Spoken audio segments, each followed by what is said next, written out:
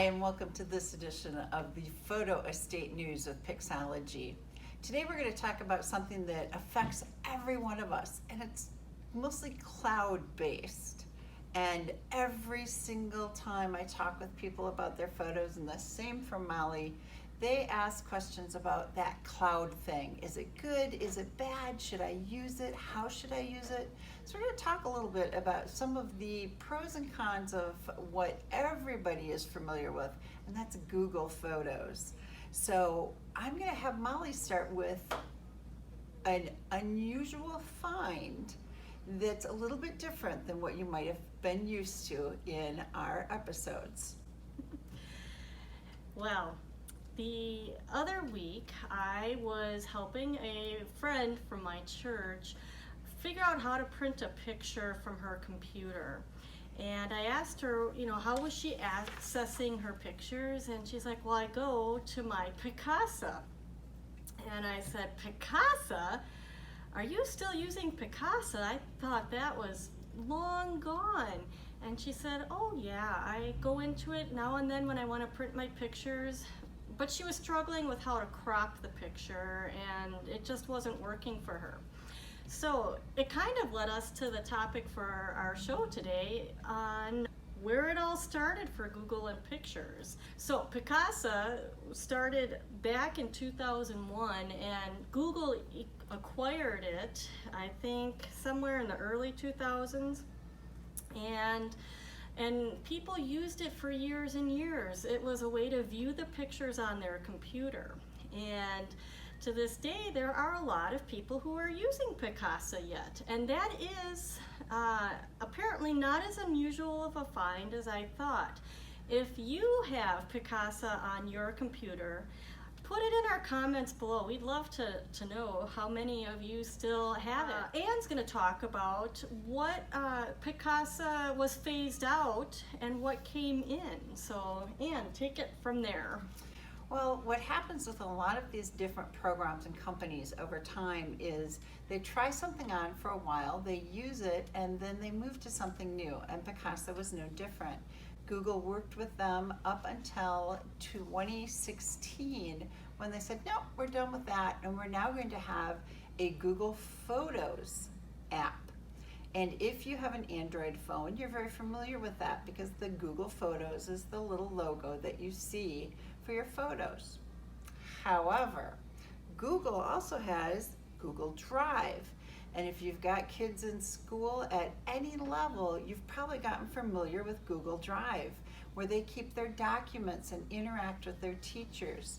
And Google Drive is fantastic for that as a cloud storage location. You can put PDFs and zipped files and documents of other types, as well as photos and videos, into Google Drive.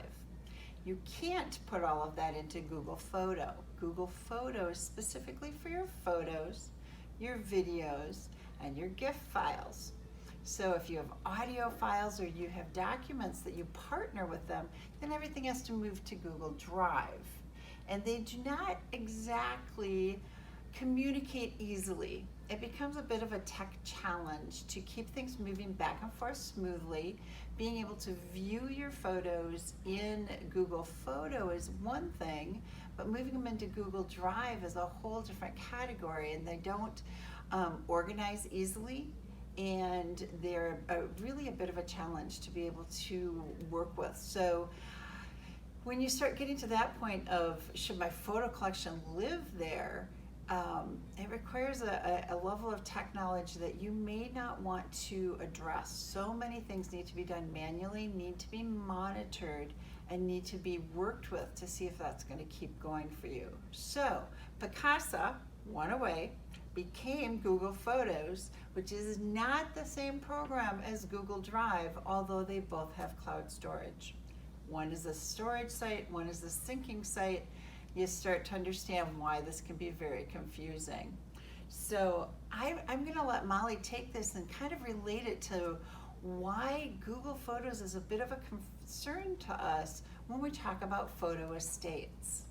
Photo estates, if you need a reminder on what this is, it's a A collection of photos and film and documents and memorabilia organized in a manner that another person or people can easily view and share and learn about the lives documented and celebrate those stories and be impacted by the legacy.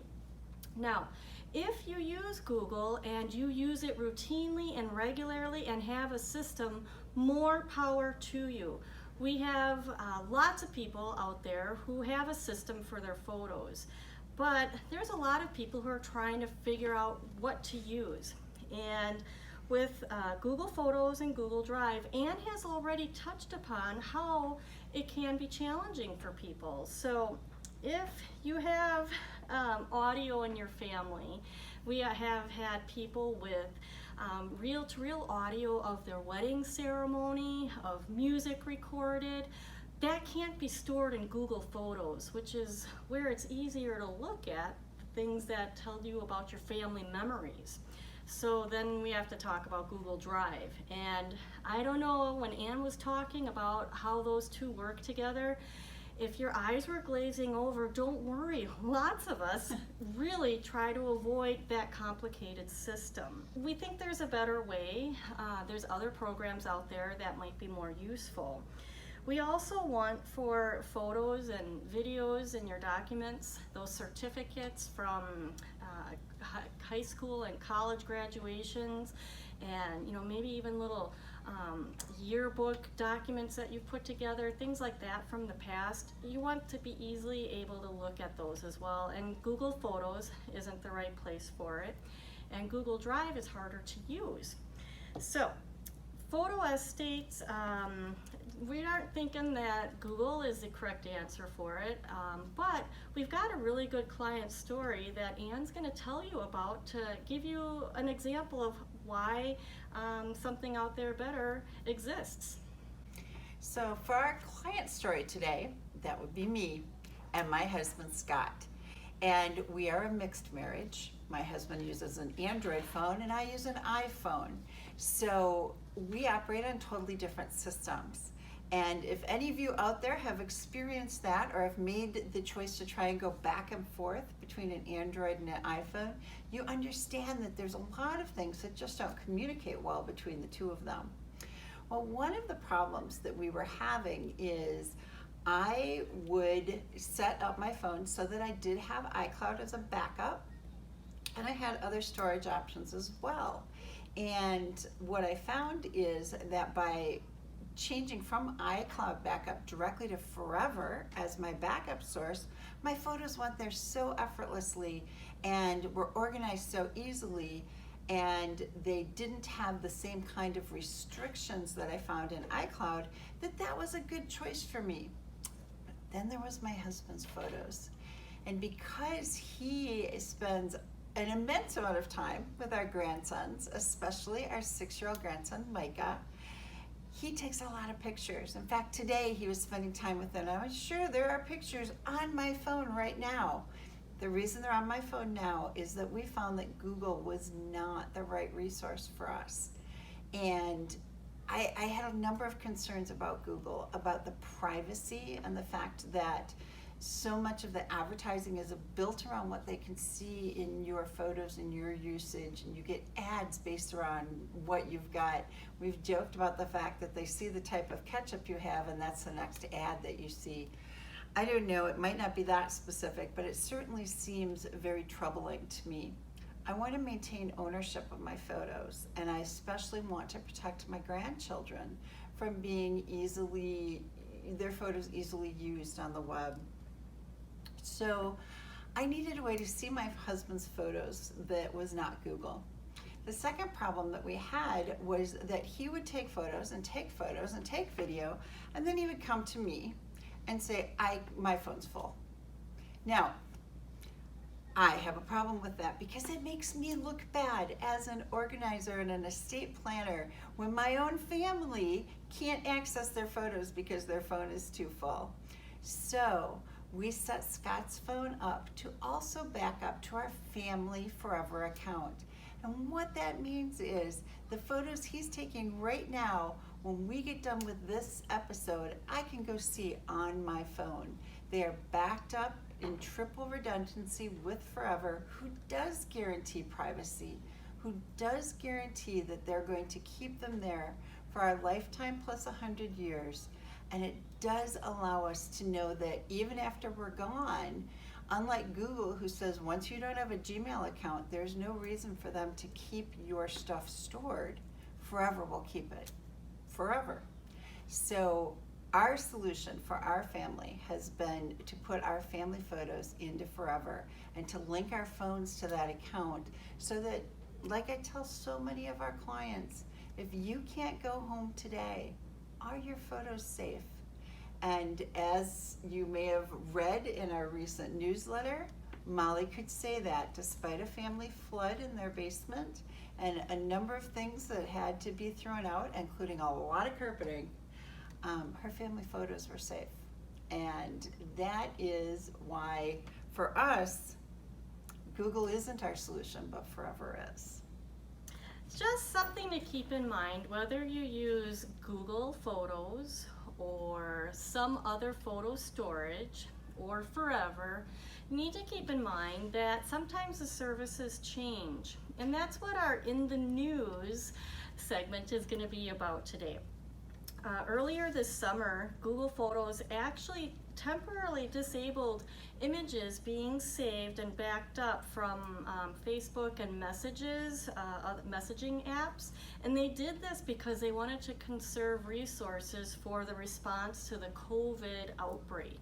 And that makes sense. I mean, we know that you want to take care of keeping people safe and healthy, but it is a reminder that Google's first order of business isn't memory preservation. However, this can happen to any of the other print services or photos solutions out there. In fact, we know Sam's Club, their service changed for a while. People stored pictures up there and then they weren't able to print. It was months and months before the printing service came back online. So what you start using can look different, and if you're not using it routinely, like every week, to upload pictures and save them and get used to that process, if you go back in 6 months later, it might look different and it might not function exactly or at all like you had experienced when you first uploaded your pictures.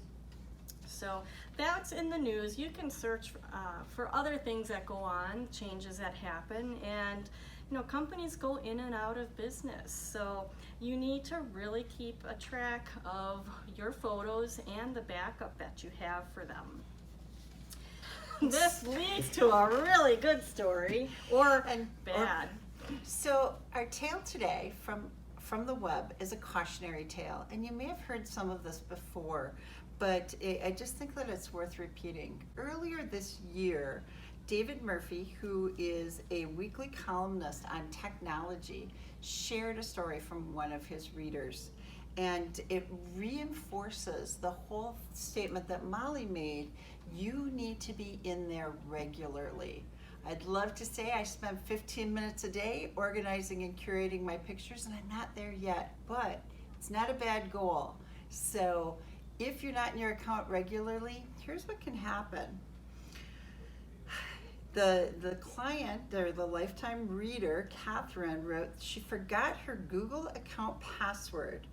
She had just changed it, and she asked them to email her or text a verification code like she'd done so many times before. But she had added two-step verification.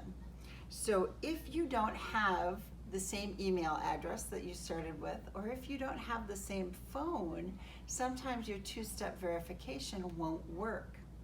And so she couldn't get back in her account. And Google locked her account. She didn't have the same mobile phone number. The security question kept being, what is your first phone number? She picked that question several years ago because she hadn't anticipated changing it. And so as soon as she'd give them the wrong email or the wrong phone number, they'd lock the account again. Ultimately, she was never able to get back in. She lost 9 years of photos. And that's just horrifying. And as recently as 3 weeks ago, My son, Andrew, did the same type of thing. He set up a two-step verification and decided to use a different code instead of his phone number. And then when his phone number changed and they tried to send the code to his phone, there was no phone to send it to, and he couldn't remember the other backup option there was. He had to start a new Google account. Everything that was in his old account was lost. Fortunately, I had already switched him over to starting to back up to forever. So all those precious baby pictures of my 1-year-old granddaughter down in Arizona were safe. So be in there regularly, know what you're doing, stay on top of it. So true. And just in terms of wrapping up this episode, if you're thinking about the pictures that you have up in Google, you should know how to download them in case you don't have them on the current phone you're using. So we'll put a link up there for downloading photos from Google so that you know how to do that. Just check it out. And keep in mind that this is all a journey. We want you to have all your photos and your family memories and stories in one place with a photo estate that can be passed on for generations. And we are here to help you. If you need hands-on help, people have hired us. And boy, can we whip a photo collection into order much, much faster than you, because it's what we do, and we're not too emotionally attached to figuring out which pictures to save. So keep in mind, we're here as a resource, and we also have other videos on our YouTube channel here that can show you the way of starting that photo estate. So if you want to keep up on what we're offering, be sure to subscribe and like our episode here. Put a comment below. We'd love to hear from you on what you'd like to see in future episodes of the Photo Estate News. And thank you so much for joining us today, and happy memory saving. See ya.